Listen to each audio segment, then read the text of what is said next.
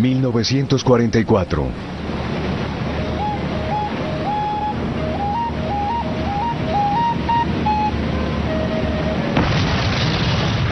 Los aliados desembarcan en Italia, que está ocupada por los alemanes.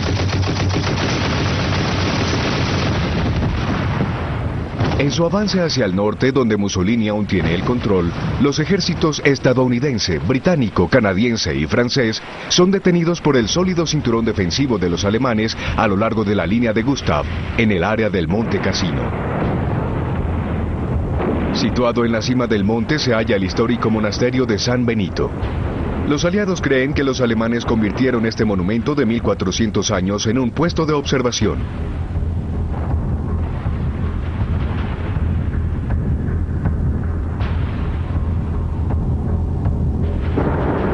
Más de 200 bombarderos aliados lanzan más de 500 toneladas de bombas sobre el monasterio.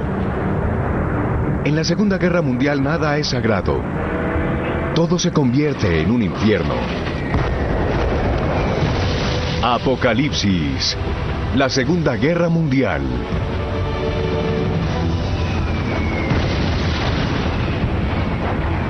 Sexta parte. Infierno.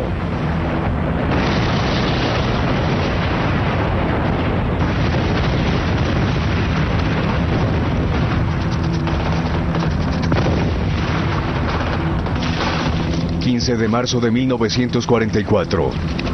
Los aliados lanzan su ataque, pero los paracaidistas alemanes los repelen. Las tropas de asalto alemanas están firmemente atrincheradas en el devastado monasterio. Nada se salva del bombardeo.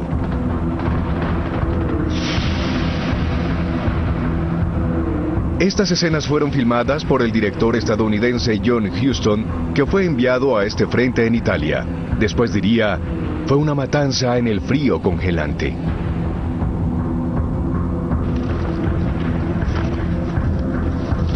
Y aún así, Churchill había llamado a Italia la parte vulnerable de Europa. Desplazándose al sur por Italia, el objetivo de Churchill era tomar Berlín antes que los rusos. El ejército rojo sigue su paso firme desde el este. Kiev es liberada. El ejército alemán de las Wehrmacht arrasa con Ucrania, acatando las órdenes de Hitler de destruir todo sistemáticamente. Ucrania.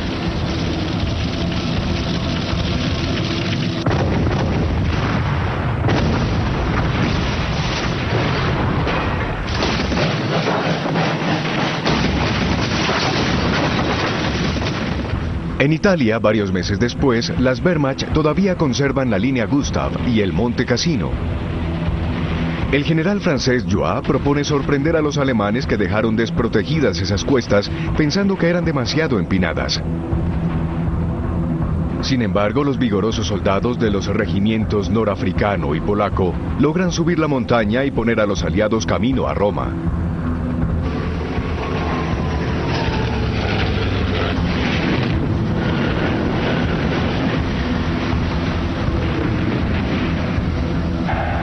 Roma, 5 de junio de 1944.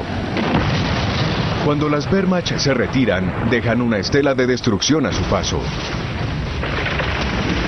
Pero junto con Mussolini y los fascistas que le quedan, los alemanes tendrán el control del norte de Italia y sus industrias. Son el blanco de ataques de partisanos italianos y se desquitan con violencia indiscriminada.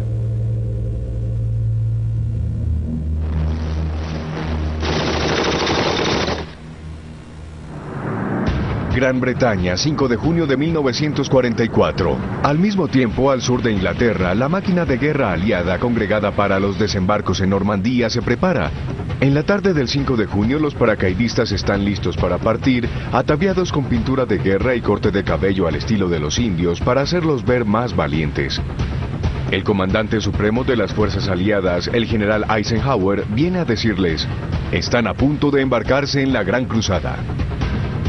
El plan es desembarcar en 5 playas a lo largo de una extensión de 100 kilómetros en la costa de Normandía, desde Seine hasta la península de Cotentin, donde las defensas de la pared atlántica alemana son las más débiles. En la medianoche del 5 de junio, planeadores británicos y Dakotas llenos de paracaidistas británicos, estadounidenses y canadienses descienden silenciosamente sobre la región de Normandía. Los paracaidistas son los primeros en poner un pie sobre la Francia ocupada. Su misión: asegurar los flancos de la zona de desembarco.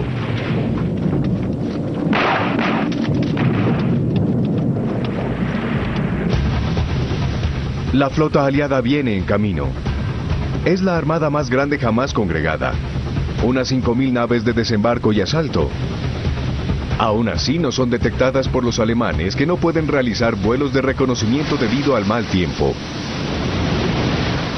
El bombardeo y las balas de cañón desde los acorazados azotan la costa, pero fallan sus blancos en la playa con nombre clave, Playa de Omaha. Los búnkers de los alemanes siguen intactos. 6 de junio de 1944. La primera ola de asalto de las tropas estadounidenses se prepara para frenar las defensas alemanas en la playa de Omaha.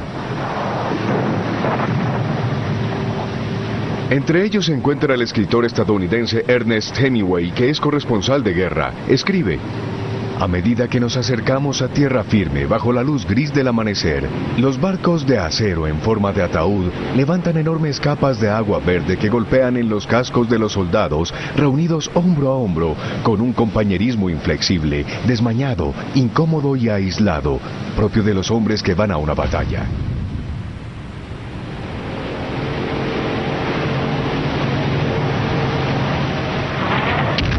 Omaha, Saint Laurent, Mar del Sur.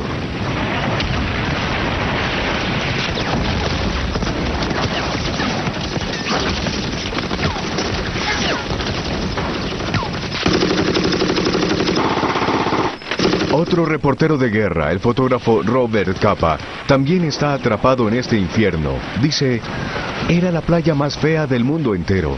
Agotados por el agua y el miedo, nos acostamos sobre una pequeña franja de arena mojada. Más de 2.000 soldados estadounidenses perderán la vida aquí. Cuando sube la marea, los soldados quedan atrapados entre el mar y el fuego desde los fortines alemanes. Eisenhower preparó un comunicado oficial por si el desembarco fallaba. En una carta escrita a mano expresó: mi decisión de atacar este lugar se basó en la mejor información disponible. Si hay cualquier reproche o culpa relacionada con el intento, es exclusivamente mía. Pero un grupo pequeño logra subir bajo el fuego enemigo y neutralizar los cañones alemanes con la ayuda de los cazabombarderos de la Fuerza Aérea Real. Juno, Bernières, Mar del Sur. Entre tanto, las tropas canadienses desembarcan en la playa de Juno.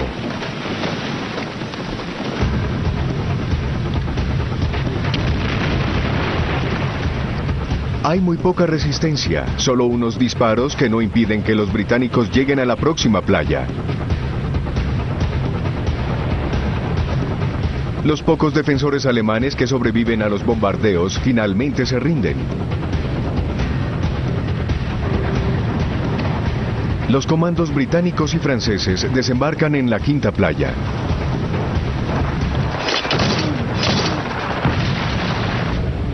Los aliados planean desembarcar 326.000 hombres. En apenas una semana, un promedio diario de 10.000 hombres, 3.200 vehículos y 15.000 toneladas de provisiones son transportados. Para lograr esto se necesita un puerto. Pero los aliados decidieron apartarse de los puertos grandes que estaban muy bien defendidos y desembarcar en las playas de Normandía. En su lugar trajeron sus puertos consigo, gigantescos equipos de construcción llamados mulberries. 146 artesones de concreto de 61 metros de largo y un peso de 6.000 toneladas fueron instalados para crear rompeolas y muelles, donde las naves de libertad, como las llamaban, podrían descargar. Los astilleros estadounidenses enviaban uno de estos barcos todos los días. En menos de 3 años, la industria de guerra convirtió a los Estados Unidos en una superpotencia. El país movilizó más de 11 millones de hombres. Sus ejércitos arriban a Francia, Italia, norte de África y Asia. El poder de los Estados Unidos es tal que apenas unos días después de los desembarcos de Normandía en Europa, puede congregar una segunda flota al otro lado del mundo en el Pacífico para atacar las Islas Marianas que están bajo el control japonés. Después de tomarse la isla de Tarawa el año anterior, los estadounidenses ahora quieren usar la isla de Saipán como una base para bombarderos despegando de Japón. Unos 127.500 soldados, 2/3 partes de ellos marines preparados para el combate, 15 portaaviones y 900 aviones aplastarán la Fuerza Aérea Japonesa en una batalla aérea que será conocida como la Gran Cacería de Pavos de las Marianas.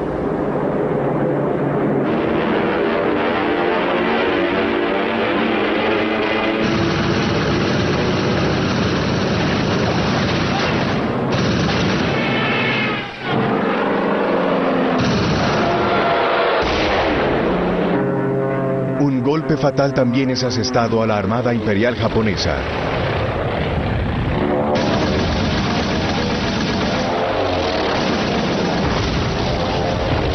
Después del cual, las defensas de Japón en Saipán son abatidas. Saipán. Pero cuando los marines desembarcan en esta diminuta isla de apenas 9 kilómetros de ancho, empieza una de las batallas más sangrientas de la guerra.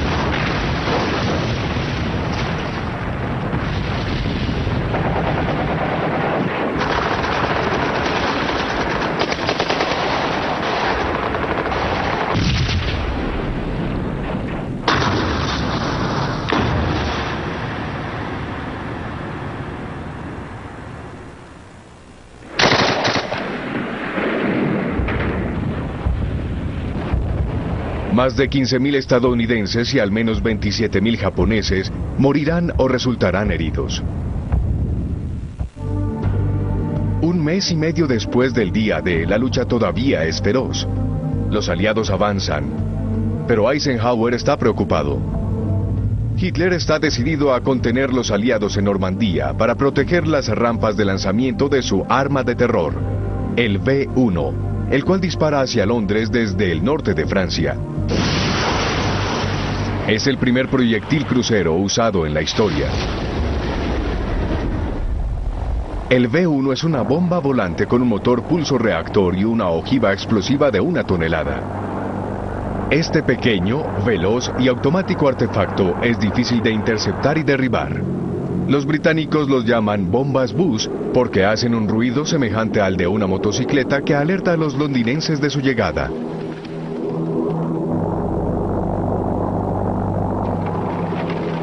Cuando el V-1 llega a la capital, su combustible se agota y su motor se muere.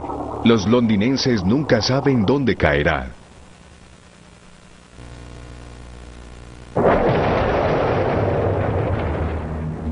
Unos 20.000 de estos proyectiles fueron lanzados contra Inglaterra y la Europa continental, matando a 11.000 personas.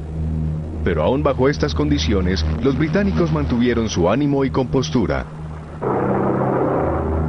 Si el V-1 no desmoralizaba a los británicos, al menos podría animar a los alemanes, ya que durante años tuvieron que vivir en refugios subterráneos.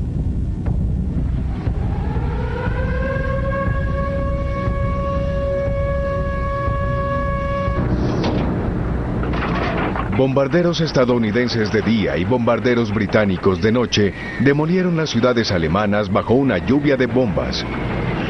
Los aviones estadounidenses arrojaron 1.4 millones de toneladas de bombas. El ataque de los aliados causó unos 600.000 muertos, 7 millones quedaron sin hogar. Ese es el resultado de la estratégica campaña de bombardeo cuyo propósito era destruir el potencial industrial y humano detrás del esfuerzo en época de guerra por parte de Alemania. La Cueva del Lobo, Prusia Oriental. En el cuartel general del Führer, la Cueva del Lobo, bajo las sonrisas obligatorias, muchos de los oficiales de Hitler están en graves problemas, sobre todo los de la vieja aristocracia militar prusiana.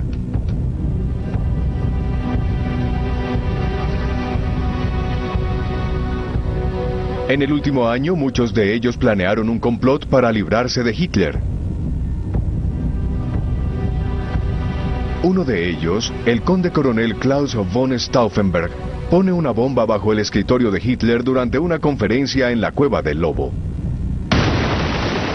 20 de julio de 1944. Esta sólida mesa que salva a Hitler desvía la explosión que mata a 4 hombres y causa heridas a otros 20. Del fallido intento de asesinato, Hitler dice: ahora que escapé a la muerte, estoy convencido más que nunca que la gran causa a la cual he servido vencerá todos los peligros que se presenten y todo llegará a un final feliz.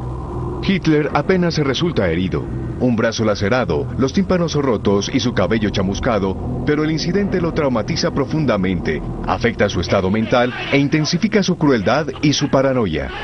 Desata su venganza. Los principales conspiradores son juzgados, 5.000 sospechosos son arrestados, 200 de ellos ejecutados y sus familias deportadas. No duda un solo instante en ejecutar a sus mariscales. Como estuvo de acuerdo en reemplazar a Hitler a la cabeza del ejército, Rommel es obligado a suicidarse. Hitler hipócritamente le da un funeral de Estado. De aquí en adelante, el poder está en manos de la SS. Ya nada puede salvar a Alemania. Los rusos siguen avanzando en el este.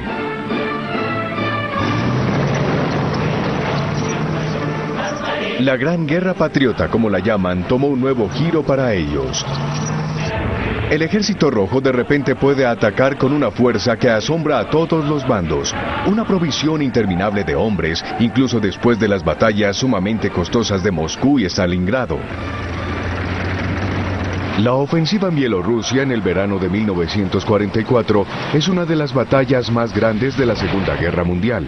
El frente oriental tiene 1000 kilómetros de ancho, pero los rusos logran avanzar cientos de kilómetros en 2 meses, destruyendo 17 divisiones del ejército alemán.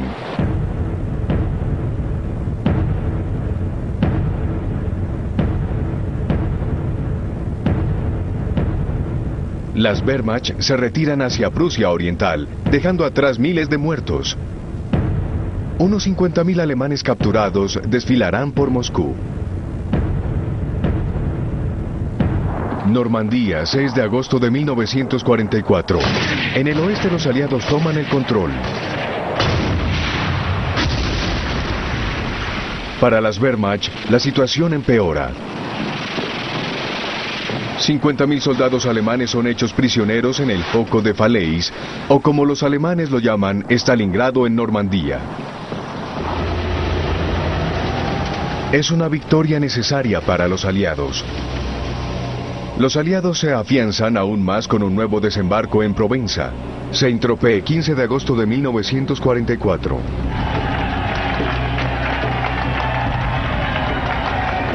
Africanos, marroquíes, argelinos, tunecinos, colonos y jóvenes franceses, que eran parte de las fuerzas francesas libres, ayudan a la liberación en Provenza. Solo les toma 2 semanas liberar toda la costa hasta Marsella.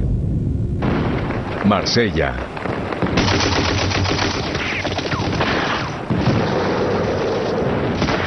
El movimiento de resistencia sale de las sombras y participa en la liberación como lo hará en París. París, 19 de agosto de 1944. París se subleva. Se levantan barricadas por toda la ciudad. La mayor parte del ejército alemán se retira al este, pero 20.000 hombres permanecen bajo el mando del general von Koltitz, quien recibió órdenes de Hitler de destruir la ciudad.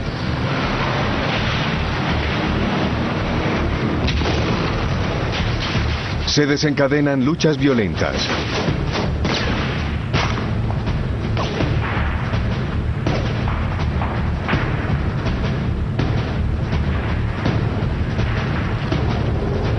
En el cuarto día de la insurrección, una unidad francesa, la segunda división acorazada del general Leclerc, llega de Normandía y la capital finalmente es liberada la mañana siguiente.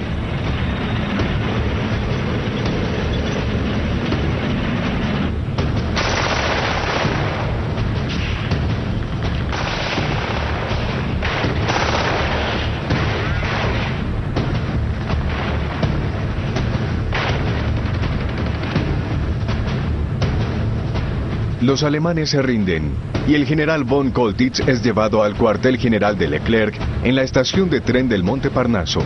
Hitler acaba de hacer su famosa pregunta: ¿Brennt París? ¿Arde París? Koltitz prefirió entregarse. Este oficial altamente disciplinado del regimiento aéreo desobedeció la orden de Hitler de luchar hasta el último hombre. Luego llega De Gaulle, con palabras elocuentes para la historia. Paris outragé, Paris brisé, Paris martyrisé, mais Paris libéré. Mientras Francia y Bélgica son liberadas progresivamente y el Ejército Rojo espera afuera de Varsovia, en el otro lado del globo, el general estadounidense MacArthur regresa a las Filipinas. Después de escapar al sitio japonés 3 años antes, MacArthur dijo: "Volveré". Su regreso es organizado suntuosamente por su personal de relaciones públicas, acompañado de su legendaria pipa de Popeye. Proclama: "Pueblo de las Filipinas, regresé. Llegó la hora de su redención".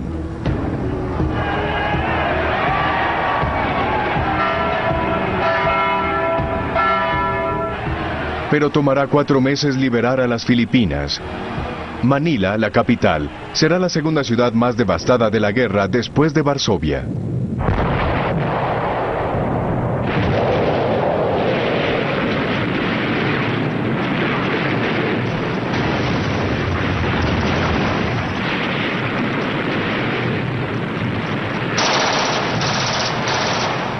El salvajismo y la crueldad de estos combates pueden explicarse con el descubrimiento de las tropas estadounidenses, de la ejecución en masa de los rehenes y los campos con los prisioneros sobrevivientes de 1941.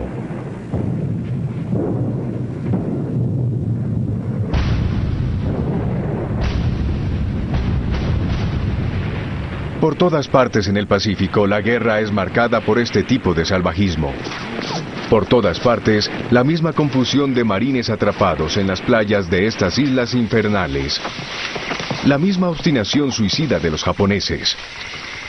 Para ellos, rendirse es la mayor desgracia. Si son capturados, se suicidan con una granada. Como este piloto japonés que fue derribado en el mar de las Filipinas y a quien los estadounidenses intentaban rescatar. El piloto japonés retira el seguro de una granada con sus dientes. Se suicida.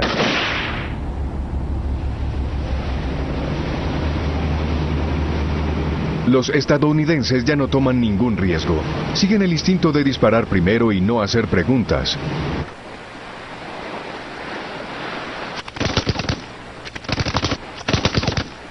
El odio del hombre es liberado en la guerra. Junto con el imperialismo, otra causa fundamental de la Segunda Guerra Mundial es el racismo.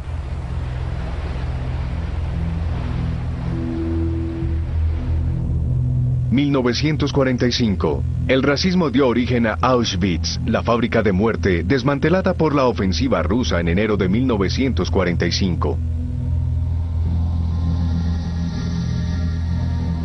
Odiar a los judíos, exterminarlos, era, como lo escribió Hitler en Mein Kampf, su misión. Envió 1 millón de judíos a morir en las cámaras de gas de Auschwitz.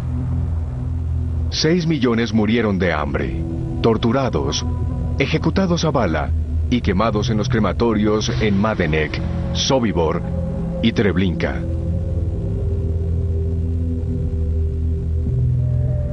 Los rusos hallan a cientos de sobrevivientes tatuados de por vida.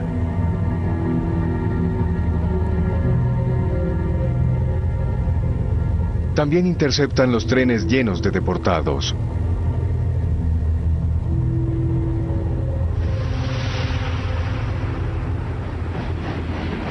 Los nazis le siguen dando prioridad a estos trenes de la muerte, incluso sobre las caravanas de municiones. Hacen sus viajes a los casi 100 campos de concentración que todavía operan a comienzos de 1945. Millones de judíos, activistas políticos, opositores, cristianos, homosexuales, gitanos, fueron llevados a estos campos, y 5 millones de ellos murieron de hambre, abuso y agotamiento, como los esclavos en el túnel Dora, la fábrica subterránea donde los nazis ensamblan otra arma secreta, el V2. el primer proyectil balístico. Con una ojiva explosiva de 1 tonelada que tiene un alcance de 300 kilómetros. Desde la costa alemana, 1.500 de ellos son lanzados contra Londres y 2.000 contra Bélgica, aumentando la devastación y los civiles muertos. El gran temor de los aliados es que algún día pueda portar una carga nuclear. Los Álamos, Nuevo México, Estados Unidos. El eminente científico Einstein le advirtió a Roosevelt sobre la urgencia de ganarles la delantera a los alemanes. Se consiguieron grandes fondos y un equipo de científicos se puso a trabajar en secreto en la primera bomba atómica.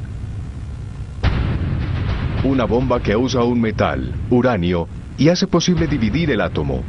Se espera que tenga el poder de 20.000 toneladas de TNT, más de 2.000 veces más potente que la bomba más grande usada hasta ahora, además de la precipitación radiactiva letal. El blanco designado fue Berlín. Pero esta primera bomba atómica no sería terminada a tiempo para Alemania. En Alemania todavía hay en pie algunas fábricas capaces de producir semejante arma. Hasta el combustible sintético escasea. El exhaustivo bombardeo realizado día y noche por los aliados sigue devastando las ciudades alemanas.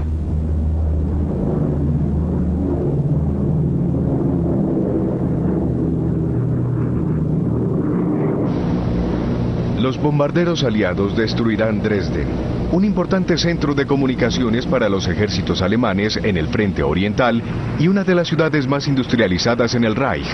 Hasta ahora ha permanecido intacta. Dresden, conocida como la Florencia del Elba, era una de las ciudades medievales más imponentes de Europa. Las bombas fosforosas crean un fuego incontrolable que se estima quemó a 25.000 personas hasta la muerte. La ciudad sigue ardiendo durante 7 días. Churchill había dicho: haremos que el pueblo alemán saboree y trague una dosis más alta de las miserias que le causaron a la humanidad. Sus ciudades están muriendo, y ahora Goebbels y los nazis quieren enviar a la muerte a todos los alemanes de 16 a 60 años como parte del Volkssturm, la milicia del pueblo, que grita: juro luchar valientemente por mi patria, juro morir por Adolfo Hitler. Hitler dice: no debe haber ninguna debilidad en Alemania. Sus generales, los que sobrevivieron a la purga masiva que siguió al intento de asesinato del 20 de julio, ya no se atreven a oponerse al Führer. Obedecen su orden, que parecía absurda, lanzar un ataque en el este en las Ardenas durante el invierno. Habrían preferido consagrar todos sus esfuerzos para combatir a los rusos. Hitler esperaba retomar el puerto de Amberes para impedir que los aliados descargaran su equipo y de esta forma pasar a Alemania. Bastoña, Bélgica. Pero la ofensiva alemana en las Ardenas falló, debido a la fuerte oposición ofrecida por los paracaidistas estadounidenses en Bastoña, a la intervención de los tanques del general Patton y al poder aplastante de las fuerzas aéreas aliadas.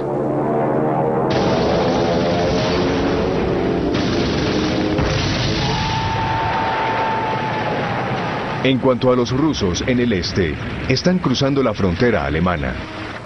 Millones de alemanes huyen en pánico ante la proximidad de las tropas soviéticas, sobre todo las mujeres alemanas que temen a las violaciones en masa que se están perpetrando.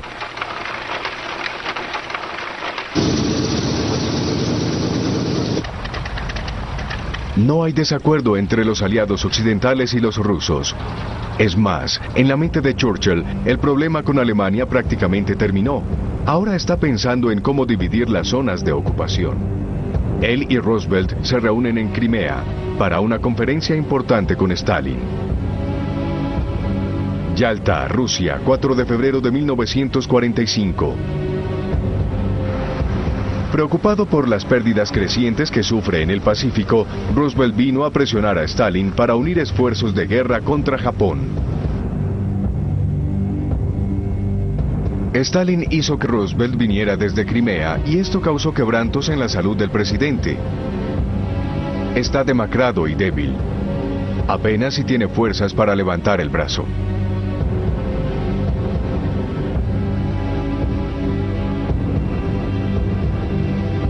Roosevelt fuma cigarro tras cigarro.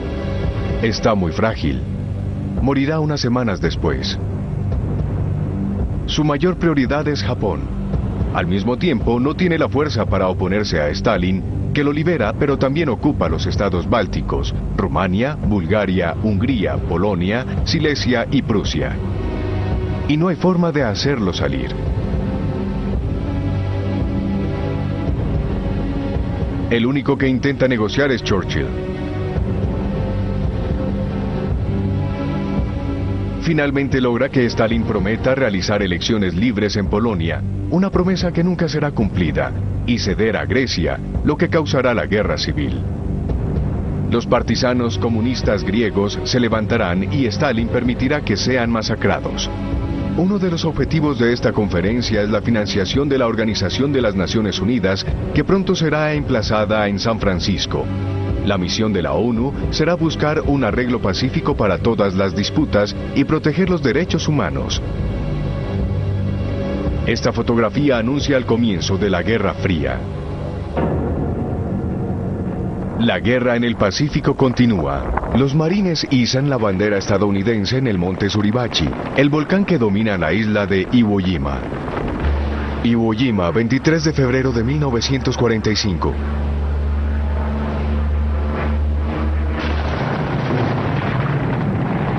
La batalla cobró la vida de 7.000 estadounidenses y 20.000 japoneses.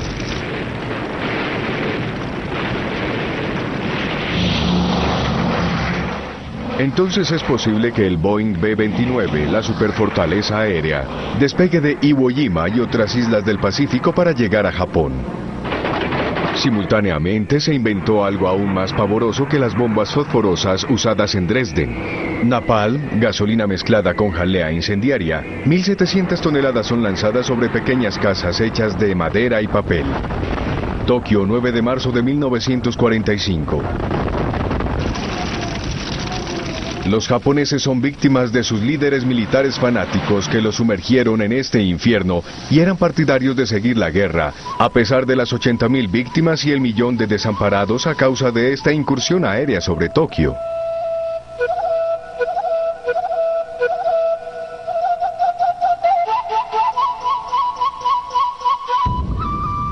Berchtesgaden, 1938. 7 años antes, Hitler estaba en su chalet en los Alpes bávaros junto con su perro Blondie, del cual parecía estar más apegado que de cualquier ser humano. Predijo: la próxima guerra no terminará como la Primera Guerra Mundial. No habrá un 11 de noviembre, será la victoria o la aniquilación.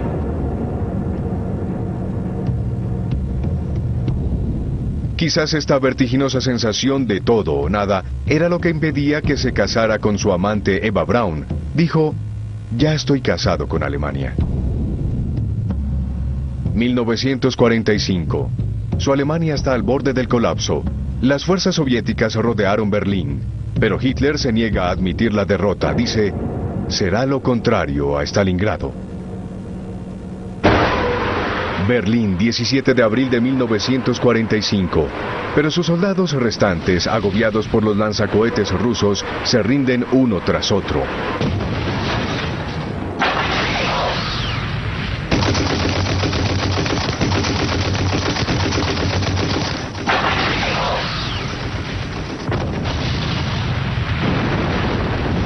Bajo las ruinas de la Cancillería en su búnker subterráneo, Hitler se enfurece y delira y maniobra sus ejércitos imaginarios. Con el último de sus fieles seguidores aprovecha un momento de calma y sale a celebrar su cumpleaños el 20 de abril. Hitler tiene 56 años.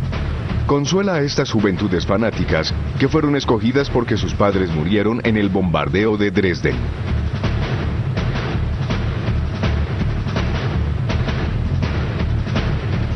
Mientras los estadounidenses avanzan hacia el oeste, capturan a miles de estos jóvenes hitlerianos enviados al frente a reemplazar a los soldados que murieron. Los estadounidenses apenas pueden creer lo que ven. Estos niños soldados no le temen a nada. Han soportado años de lavado de cerebro. El odio y el racismo fueron inculcados en ellos. Los hombres mayores en el Volksturm, que también son capturados, no tienen palabras para consolarlos.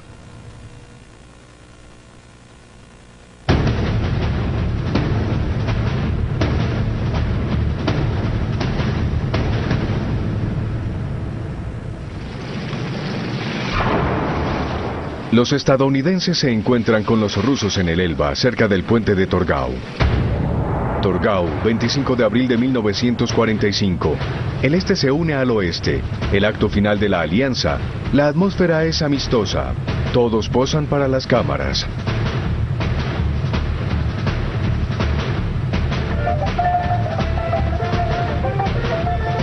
El retrato de Stalin se exhibe extraordinariamente, pero Roosevelt está cubierto con ropajes de crepé negro. Murió el 12 de abril. Uno de los generales más renombrados de los Estados Unidos, George S. Patton, está furioso.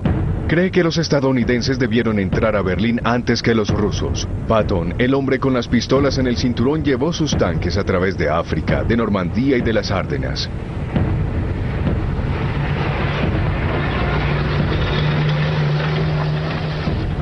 Le dice a Eisenhower: el noveno frente está a 100 kilómetros de Berlín. No ir hasta allá sería un error histórico con consecuencias demasiado funestas. Eisenhower no dice nada. Lo único que le importa es eliminar a Hitler y a los nazis. Unos días antes, Patton lo llamó urgentemente. Quería que presenciara los horrores del campo de concentración en Buchenwald.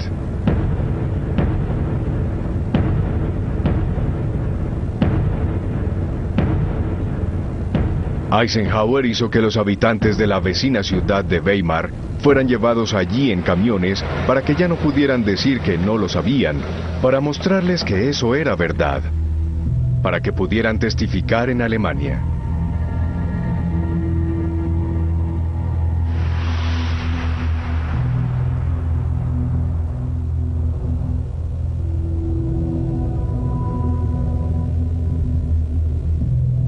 Para decir que habían visto los tatuajes recogidos de los cadáveres de los deportados,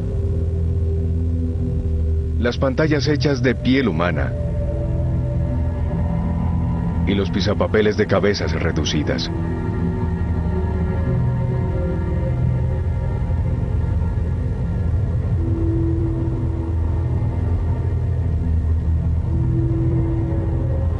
Luego, siguiendo los acuerdos de Yalta, Eisenhower retira sus tropas de Buchenwald, que estaba en la zona soviética.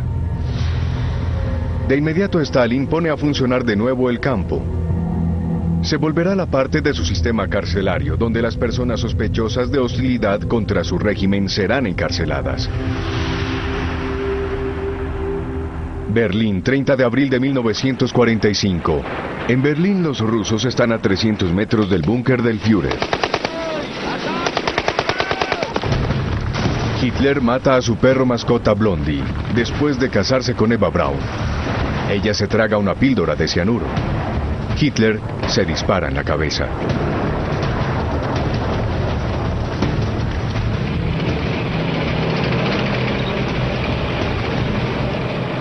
Goebbels y su esposa se suicidan, y la SS intenta quemar sus cuerpos.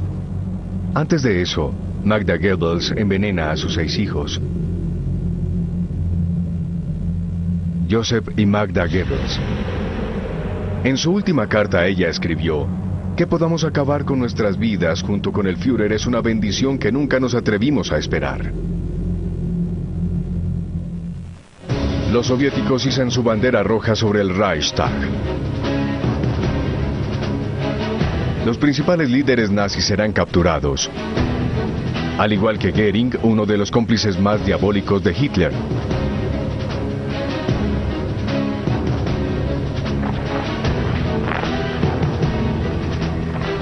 En Italia, Mussolini es ejecutado por los partisanos y su cuerpo es linchado por la multitud. Por todas partes en Europa se desata una ola de venganza contra aquellos que de una u otra manera colaboraron con los demonios. En Berlín, Anna Pavlovna dirige el tráfico en la entrada a Brandenburgo.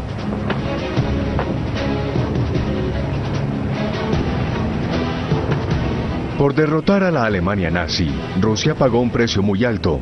20 millones de civiles y soldados murieron. Casi el 15% de la población de la Unión Soviética.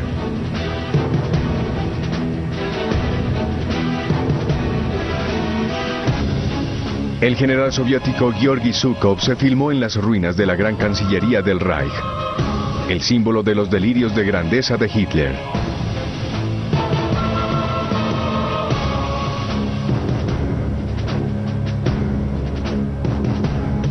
Y finalmente en la oficina de Hitler con el famoso globo que Charlie Chaplin parodió en su película El Gran Dictador.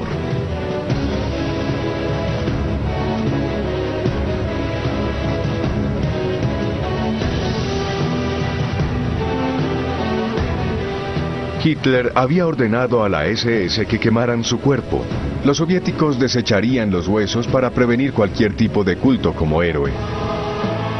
8 de mayo de 1945. El comandante de las Wehrmacht, el mariscal Kittel, firma la rendición incondicional de la Alemania nazi frente al general Zhukov, su enemigo mortal, y los oficiales aliados. El mariscal aéreo británico Tider, el general estadounidense Spaatz y el general francés Delarge de Tassigny. Kittel será juzgado después en los juicios internacionales de Nuremberg. Lo colgarán, como a muchos otros criminales de guerra. Berlín. Para detener a los nazis, Alemania tuvo que ser aniquilada. ¿También será necesario aniquilar Japón? Okinawa, 1945. En el Pacífico, los pilotos suicidas, que los japoneses llaman kamikazes, se lanzan en picada sobre la flota estadounidense. Aferrándose al poder, los jefes militares en Tokio sacrifican lo que queda de la juventud de su país y de sus aviones para impedir que los estadounidenses aterricen en Japón.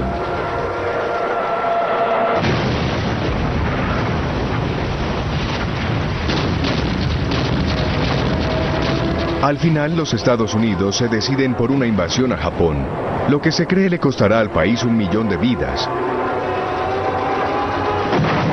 Hiroshima, 6 de agosto de 1945. En su lugar detona el infierno atómico. Las primeras 2 bombas nucleares lanzadas matan en un segundo más de 100.000 personas y finalmente permiten que el emperador Hirohito busque la paz sin desprestigio. La bomba atómica tuvo que ser lanzada antes de que estos soldados y oficiales japoneses consintieran realizar este acto, que es completamente contrario al Bushido, su código de honor. Algunos soldados japoneses se van a la selva. Otros nunca se enteran de la derrota de su país.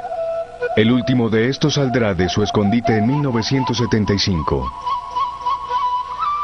2 de septiembre de 1945. En la bahía de Tokio, a bordo del USS Missouri, los representantes de las naciones aliadas de China, Gran Bretaña, Rusia y Francia están llenos de emoción. Tienen el privilegio de asistir a la firma de la rendición japonesa que marca el final de la Segunda Guerra Mundial. El general MacArthur representa a los vencedores.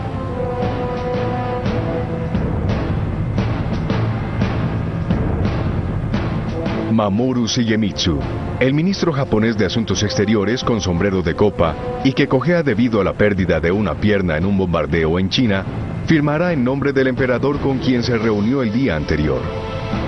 El emperador le dijo: debemos hacer de este día de duelo el primer día del nacimiento de un nuevo Japón. De esa manera podemos ir a la ceremonia con nuestras cabezas en alto.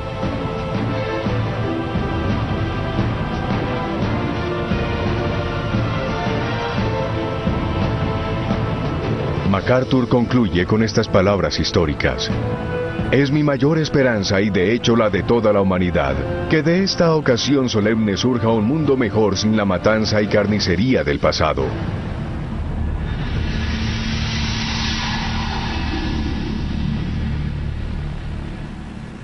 Hiroshima. Esta guerra cobró la vida de unos 50 millones de personas, la mayoría civiles inocentes, en una erupción de violencia pura. Nagasaki. Miles de víctimas sufrieron durante muchos años después de las espantosas consecuencias de la radiación nuclear. O de la pérdida terrible de padres o hijos exterminados en los campos nazis. Esta serie está dedicada a las víctimas de todas las formas de totalitarismo. Permítannos agradecer a los camarógrafos, los héroes desarmados que captaron estos combates para la posteridad.